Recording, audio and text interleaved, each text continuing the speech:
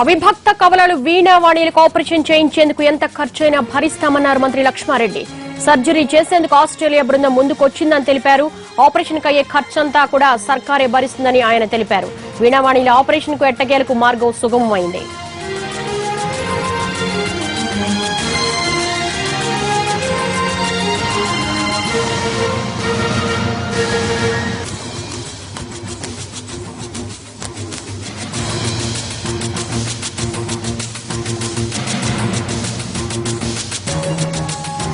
Motion వచ్చినప్పుడే immediately హాస్పిటల్కి రావాలి. మీరు ఎగ్జాంపుల్ చూస్తామని ఇప్పుడు ఒక కేసు ఇక్కడ పేషెంట్ చూస్తే 20 days అయింది ఫీవర్ వచ్చి ఈ రోజు హాస్పిటల్కి రావడం జరిగింది. అంటే అందరినీ కూడా నేను రిక్వెస్ట్ చేస్తూ ఉన్నాను, ప్రజలందరికీ కోరుతా ఉన్నాను, ఫీవర్ స్టార్ట్ అయినా ఇమ్మీడియట్లీ హాస్పిటల్ రాండి, చెక్ చేయించుకోండి, మీకు 100% ట్రీట్మెంట్ ఉంటుంది. దీని ఎవరు కూడా బెదరవాల్సిన అవసరం లేదు. ఎక్కడ కూడా ఏ ఇబ్బంది లేదు. మీరు చూస్తూ ఉన్నారు, ఇక్కడ కేసులు చూస్తూ ఉన్నారు, ఏ ఇబ్బంది లేదు. కలరా లేదు, డెంగ్యూ లేదు. అక్కడక్కడ కేసెస్ ఉన్నాయి, లేదని కాదు, కానీ మామూలు ఎప్పుడెప్పుడు ఎవరి ఇయర్ వచ్చేటివి, ఈ సీజన్లో వచ్చేటివి. కృష్ణా ట్రిబ్యునల్లో 2 రోజుల పాటు సాగిన తెలంగాణ వాదనలు ముగిశాయి. నీటి కేటాయింపులు పూర్తయిన తర్వాత విడుదల నిర్వహణకు ఓ యంత్రాంగం ఉండాలని కోరింది తెలంగాణ. సెక్షన్ 89 ప్రకారం 4 రాష్ట్రాలకు నీటి కేటాయింపులు చేయాలని వాదించింది. ఆగస్టు 16, 17, 18 తేదీల్లో కృష్ణా ట్రిబ్యునల్లో మళ్లీ వాదనలు జరగనున్నాయి.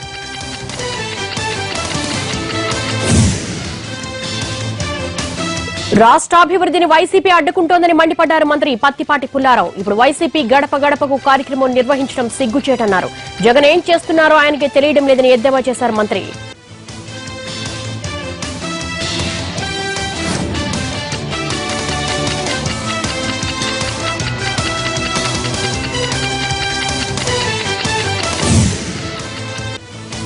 రెండో విడత రుణమాఫీపై రోజా చేసిన వ్యాఖ్యలు చిత్తూరు జడ్పీ సమావేశంలో దుమారో రేపై. రోజా వ్యాఖ్యలను నిరసిస్తూ సమావేశంలో నినాదాలు తీశారు టీడీపీ సభ్యులు. దీంతో సభలో గందరగోళం నెలకొంది. ఇరు వర్గాలు మాటల యుద్ధానికి దిగాయి. దీంతో సభను వాయిదా వేశారు జడ్పీ చైర్మన్.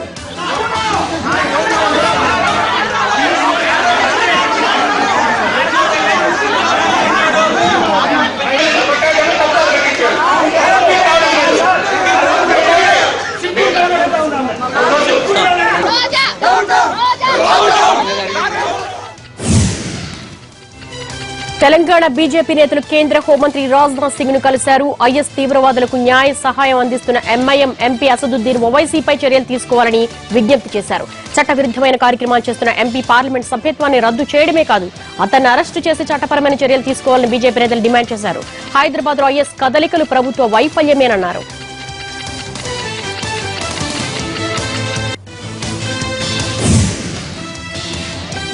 రష్యా పర్యటనలో ఉన్న చంద్రబాబు బృందం కజకిస్తాన్ లో వివిధ ప్రాంతాలు సందర్శించింది.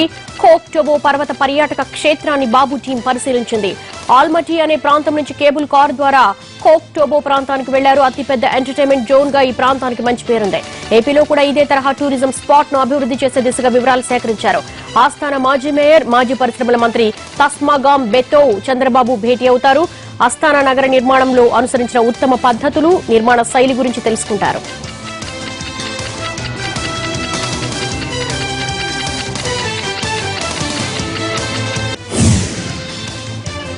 కృష్ణా పుష్కరాల ఏర్పాట్లపై వివిధ శాఖలపై సమన్వయ సమావేశం నిర్వహించారు మంత్రి దేవినేని. ఘాట్ల నిర్మాణం, మౌలిక సదుపాయాల కల్పన, పిండ ప్రదానం, బందోబస్తు అంశాలపై సమీక్ష చేశారు.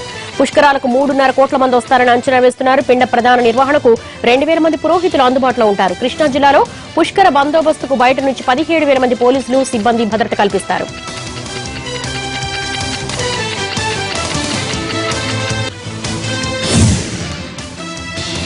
బెజవాడలో జరుగుతున్న పుష్కర పనులను డ్రోన్ కెమెరా చిత్రీకరించింది. ఇవాళ మంత్రి దేవినేని ఉమ జరిపిన సమీక్షా సమావేశంలో ఈ విజువల్స్ ను ప్రదర్శించారు. పనులు ఎక్కడెక్కడ ఎలా జరుగుతున్నవి పర్యవేక్షించేందుకు డ్రోన్ కెమెరాలను వాడుతున్నారు. క్రౌడ్ మేనేజ్మెంట్ లో భాగంగా డ్రోన్ కెమెరాలను వినియోగంలోకి తెస్తామని ఇప్పటికే ప్రభుత్వం ప్రకటించింది.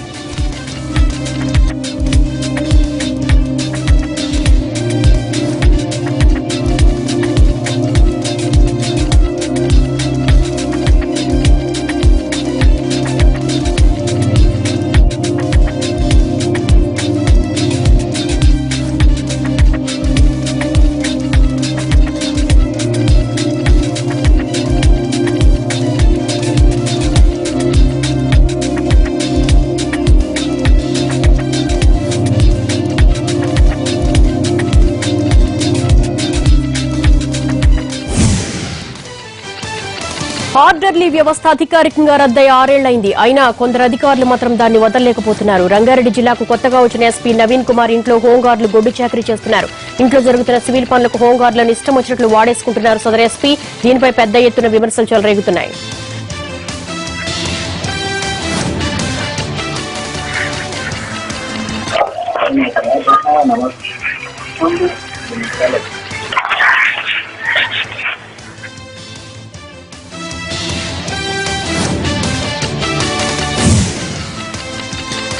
తెలంగాణ ప్రభుత్వ ఆసుపత్రులకు సెలైన్ బాటిల్ యుద్ధ ప్రాతిపదికన తెప్పించింది సర్కార్. 2 లక్షల యూనిట్ల స్టాక్ సెంట్రల్ మెడికల్ స్టోర్స్ కు ఇప్పటికే చేరింది.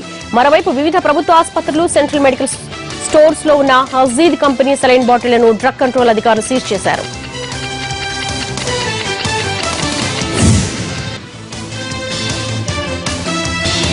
సరోజిని ఆసుపత్రిలో లోకాయుక్త అధికారుల కమిటీ విచారణ జరిపింది. ఇటీవల సరోజిని హాస్పిటల్లో ఆపరేషన్లు చేయించుకున్న 13 మంది చూపు పోగొట్టుకున్నారు.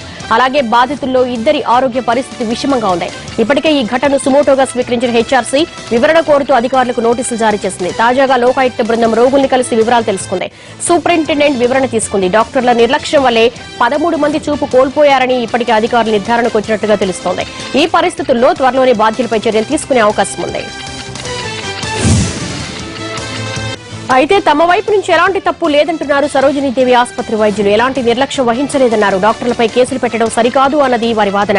బ్యాక్టీరియా వల్ల ఈ ఘటన జరిగిందంటున్నారు వైద్యులు. అవసరమైతే కూడా సర్జరీల కోసం అప్రోచ్ అయ్యేటువంటి డాక్టర్లు, సో అటువంటి డాక్టర్లు చేసినటువంటి సర్జరీల్లో వాళ్ళ నెగ్లిజెన్స్ ఉందని కానీ వాళ్ళకు నైపుణ్యం లేదని కానీ అంటే అది హాస్యాస్పదం. ఇప్పటికీ ఆయన కొన్ని వేల సర్జరీలు, కొన్ని లక్షల సర్జరీలు చేస్తుంటాడు ఇదే హాస్పిటల్లో. సో అటువంటి వాళ్ళని క్రిమినల్ చర్యలని అదని ఇదని మాట్లాడడం తప్పు. అదే సమయంలో ఏదైతే ఈ రింగర్ లాక్టేట్ సప్లై చేసిన కంపెనీ హసీద్ ఫార్మాస్యూటికల్స్ అనేది ఏదైతే ఉందో ఈ కంపెనీని వెస్ట్ బెంగాల్లో ఆల్రెడీ బ్లాక్ లిస్ట్ చేయడం జరిగింది. 2013లో వాళ్ళు జరిపించినటువంటి ఇంటర్నల్ ఆడిట్ లో వాళ్ళు తయారు చేసినటువంటి స్టెరైల్ వాటర్ ఇంజెక్షన్, అంటే ఇంజెక్షన్స్ పౌడర్ గా ఉన్న దాంట్లో కలిపే నీళ్లు, ఈ స్టెరైల్. హైదరాబాద్ లో కలరా ఇప్పుడు ఈ విషయం కలకలం రేపుతోంది. ఇప్పటి వరకు 4 సోకినట్లుగా వైద్యులు నిర్ధారించారు. ప్రస్తుతం వారంతా ఫీవర్ ఆసుపత్రిలో చికిత్స పొందుతున్నారు. ఇటు అడపాదడపా వర్షాలు కురుస్తున్న సమయంలో ఇంటి పరిసరాలు పరిశుభ్రంగా ఉంచుకోవాలని వైద్యులు సూచిస్తున్నారు.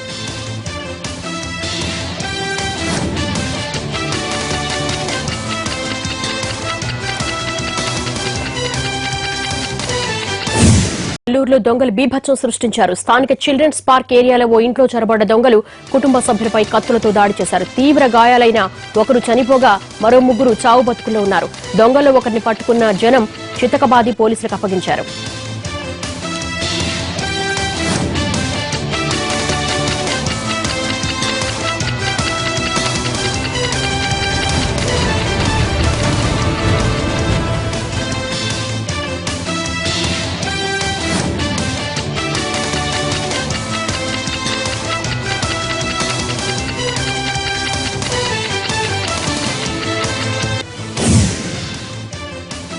హైదరాబాద్ బోడుప్పల్ మేడిపల్లిలో వృద్ధురాలను బెదిరించి పెద్ద మొత్తంలో డబ్బు దోచుకెళ్లిన గ్యాంగును కటకటాల వెనక్కునెట్టారు పోలీసులు. బోడుప్పల్ సర్వీస్ నగర్ లో రియల్ ఎస్టేట్ వ్యాపారి అయిన తన కొడుకుతో కలిసి ఉంటుంది బాలామణి. 2 రోజుల క్రితం కొడుకు తీర్థయాత్రకు వెళ్లాడు. బాలామణి ఒంటరిగా ఉందని తెలుసుకున్న 3 వ్యక్తులు ఇంట్లోకి చొరబడ్డారు. బాలామణిని కట్టేసి ఇంట్లో ఉన్న 35 లక్షల నగదుతో పాటు 25 తులాల బంగారు ఆభరణాలు ఎత్తుకెళ్లారు. ఈ కేసును ఛాలెంజ్ గా తీసుకుని 2 రోజుల్లోనే నిందితుల్ని పట్టుకున్నారు పోలీసులు. సొత్తు రికవరీ చేశారు. తిరుపతి జువెనైల్ హోం నుండి 4 బాల నేరస్తులు పరారయ్యారు. దాంతో అప్రమత్తమైన పోలీసులు వారిని పట్టుకునే పనిలో పడ్డారు. జువెనైల్లో తరచూ ఈ తరహా ఘటనలు జరుగుతున్నా అధికారులు చర్యలు తీసుకోవడం లేదన్న విమర్శలు వస్తున్నాయి.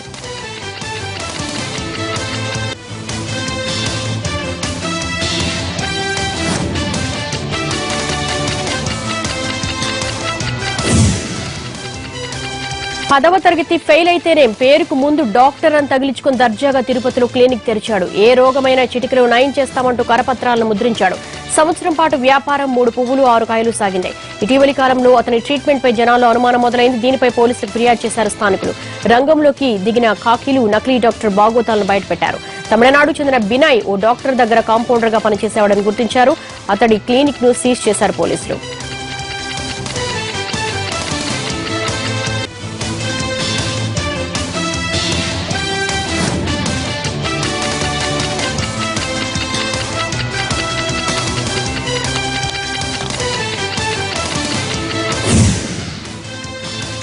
పశ్చిమ గోదావరి జిల్లాలో 2 ఆర్టీసీ బస్సులు ఎదురెదురుగా ఢీకొన్న ఈ ప్రమాదంలో 6గురికి గాయాలయ్యాయి. జంగారెడ్డిగూడెం నుంచి పోలవరం వైపు వెళుతున్న ఆర్టీసీ కొవ్వాడ దగ్గర మరో ఆర్టీసీ బస్సును ఢీకొంది. డ్రైవర్లు చాకచక్యంగా వ్యవహరించడంతో పెను ప్రమాదం తప్పింది.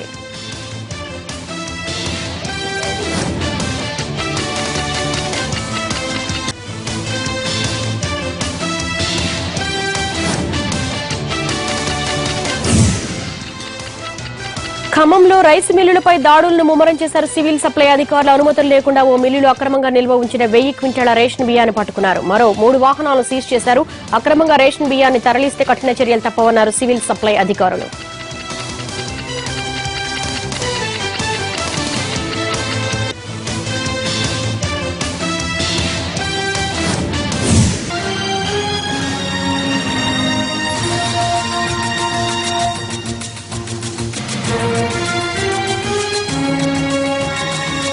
పంజాగుట్ట కారు ప్రమాదంలో గాయపడిన చిన్నారి రమ్య కూడా ప్రాణాలు విడిచింది. దాదాపు 15 రోజులుగా కోమాలో ఉన్న చిన్నారి చనిపోయినట్లుగా ప్రకటించారు డాక్టర్లు. మరింత సమాచారం మా ప్రతినిధి రమేష్ అడిగి తెలుసుకుందాం. రమేష్, డీటెయిల్స్ ఏంటి? దేవి పంజగుట్ట రోడ్డు ప్రమాదంలో 15 రోజుల క్రితం గాయపడ్డ రమ్య కొద్దిసేపు క్రితం చనిపోయింది. గత 14 రోజులుగా బ్రెయిన్ డెత్ అయిన రమ్యకి చికిత్స అందించి పాపను బతికించే ప్రయత్నం వైద్యులు చేయడం జరిగింది. అయితే 15 రోజుల క్రితం బ్రెయిన్ డెత్ అయినట్టుగా వైద్యులు ప్రకటించున్నారు. అయితే అఫీషియల్ గా కొద్దిసేపు క్రితం పాప చనిపోయినట్టుగా ఆసుపత్రి వైద్యులు ప్రకటిస్తున్నారు. అయితే 6 పోటీలు తాగుబోతైన పోటీలు తాగి అత్యంత వేగంగా బండి కారు నడుచుకుంటూ వచ్చి ఆ ప్రమాదానికి వీళ్ళు నడిపిస్తున్న కారు పైన వాళ్ళ కారుని యాక్సిడెంట్ దాంట్లో డ్రైవింగ్ సీట్ లో ఉన్న రాకేష్ వీళ్ళ బాబాయ్ రమ్య బాబాయ్ అయిన రాకేష్ అక్కడిక్కడికే అదే రోజు చనిపోవడం జరిగింది. అయితే పాప ఇప్పుడు ప్రస్తుతానికి చికిత్స పొందుతూ ఉన్న పాప చనిపోయినట్లు ప్రకటించారు. మరోవైపు తల్లి కూడా తీవ్ర గాయాలతో ప్రస్తుతానికి ఆసుపత్రి ఉంది. నిన్న రాత్రి తల్లి ఆసుపత్రికి వచ్చి పాపను చూసి వెళ్ళిపోవడం జరిగింది. మరోవైపు మిగతా ఖాతాగా వచ్చి మిగతా వంశపరు వాళ్ళు కూడా తీవ్ర గాయాలతో ఇదైతే ఆసుపత్రి చికిత్స పోతున్నారు. వీళ్ళకు కూడా సెంట్ ఆన్స్ స్కూల్లో మొదటి రోజు స్కూల్కి వెళ్ళి తిరిగి వస్తున్న సమయంలో పాప యాక్సిడెంట్ గురి కావడం జరిగింది. 6 పోలీసులు తాగిన మత్తులో అత్యంత వేగంగా వాహనం నడిపి రోడ్డు ప్రమాదానికి ప్రధాన కారణమయ్యారు. వీళ్ళలో ఎవరైతే సవీలను అతన్ని ఇప్పటికే బంజారాస్ పోలీసులు అరెస్ట్ చేసి రిమాండ్ తరలించారు. అయితే తాగి అత్యంత రాజీగా డ్రైవింగ్ చేయడం వల్ల ప్రమాదం సంభవించిందని చెప్పి ఇప్పటికే పోలీసులు నిర్ధారించి అతన్ని అరెస్ట్ చేసి పంపించారు. ఏదైనప్పుడు కూడా 15 రోజుల పాటు చావుబొచ్చు మధ్య కొట్టుకున్న పాప రమ్య ఇతర చనిపోయినట్లు అటు వైద్యులు ప్రకటిస్తున్నారు. Yes, thank you, Ramesh.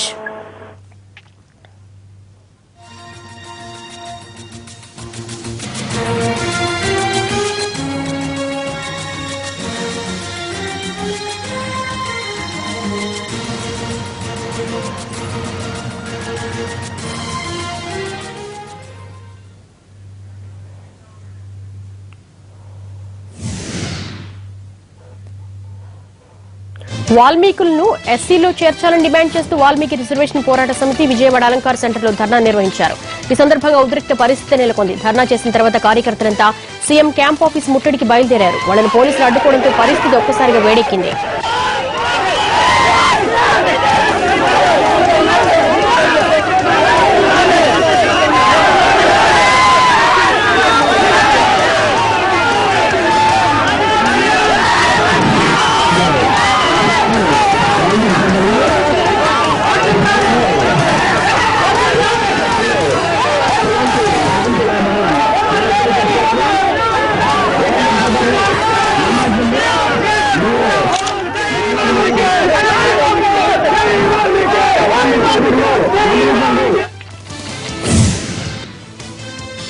Jammu Kashmir లో ఆందోళనలు కొనసాగుతున్నాయి. కుల్గామ్ లో పోలీసులు జరిపిన కాల్పులో 3 మృతి చెందారు.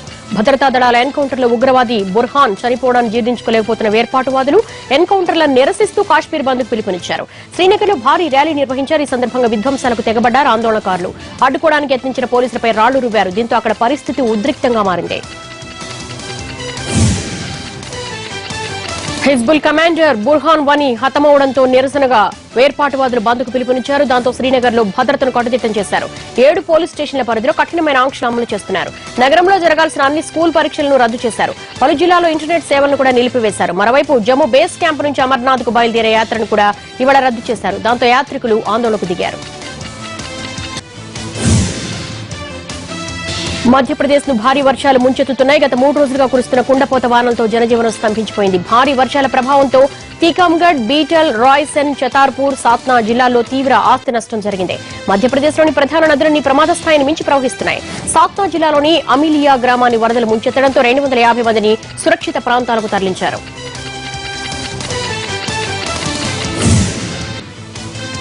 బంగారం ధరలు వరుసగా 3వ రోజు కూడా తగ్గాయి. 10 గ్రాముల గోల్డ్ రేట్ ₹150 తగ్గి 30,700కు చేరింది. మరోవైపు వెండి ధరలు మాత్రం భారీగా పెరిగాయి. పారిశ్రామిక వర్గాలు, నాణాల తయారీదారుల నుంచి డిమాండ్ పెరగడంతో వెండి రేటు కొండెక్కింది. ఒకే రోజు ₹800 పెరిగింది. ప్రస్తుతం 46,300కు చేరింది.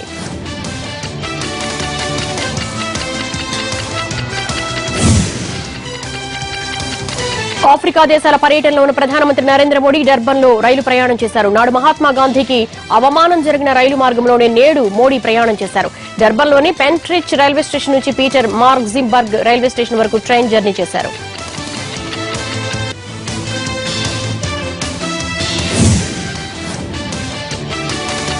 భారత్ కు తిరిగొచ్చే ఆలోచన లేదంటున్నాడు విజయ్ మాల్యా. త్వరలో జరగనున్న ఫార్ములా 1 రేస్ కు సంబంధించి ఇంగ్లాండ్ లో జరిగిన ప్రెస్ మీట్ లో ఫోర్స్ ఇండియా సహా యజమానిగా పాల్గొన్నారైనా నిష్పాక్షిక దర్యాప్తు జరుగుతుందనే భరోసా లభిస్తే తప్ప భారత్ లో తిరిగి అడుగు పెట్టనన్నాడు. అన్ని ప్రశ్నలకు సమాధానం చెప్పడానికి సిద్ధంగా ఉన్నానంటూనే దానికి భారత్ కు ఎందుకు వెళ్లాలని ప్రశ్నించాడు. తన పాస్పోర్టును రద్దు చేయడాన్నే దీనికి ఓ సాకుగా చూపించాడు. ఇస్లాం మత బోధకుడు జకీర్ నాయక్ కు చెందిన PS టీవీ ఛానల్ ప్రసారాలను కేంద్రం నిలిపివేసింది. బంగ్లాదేశ్ లో ఢాకా బేకరీపై దాడులకు పాల్పడిన ఉగ్రవాదులను తన ప్రసంగాలతో ప్రేరేపించిన జకీర్ వివాదాస్పదమయ్యాడు. దేశవ్యాప్తంగా 24 ఛానల్స్ అక్రమంగా టెలికాస్ట్ అవుతుండగా వాటిలో 11 ఛానల్స్ పాకిస్తాన్ కు చెందినవి. దీంతో కేంద్రం ఆగ్రహం వ్యక్తం చేసి క్షణాల్లో వాటిని నిలుపుదల చేయించింది. దీంతో పాటు జకీర్ నాయక్ పై నిఘా పెట్టింది.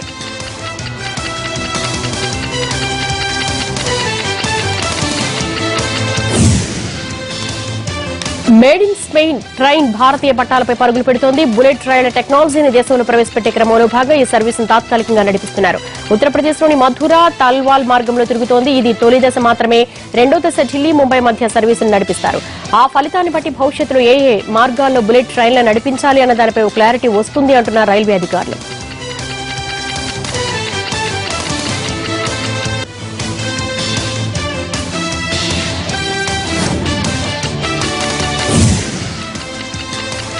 ప్రముఖ నటుడు జనసేన అధినేత పవన్ కళ్యాణ్ లండన్ లో సందడి చేశారు. యూకే తెలుగు అసోసియేషన్ 6వ ఆవిర్భావ వేడుకలో ఆయన పాల్గొన్నారు. లండన్ లోని ప్రముఖ ప్రాక్సీ థియేటర్ లో ఈ కార్యక్రమం జరిగింది. తెలుగు సంప్రదాయాలను భావితరాలకు చేరవేసేందుకు ఇలాంటి కార్యక్రమాలు తోడ్పడతాయన్నారు పవన్. తన సినిమాల్లో ఇలాంటి సంప్రదాయాలను ప్రతిబింబించేలా చూస్తానని స్థానిక కళాకారులతో అన్నారు పవన్ కళ్యాణ్.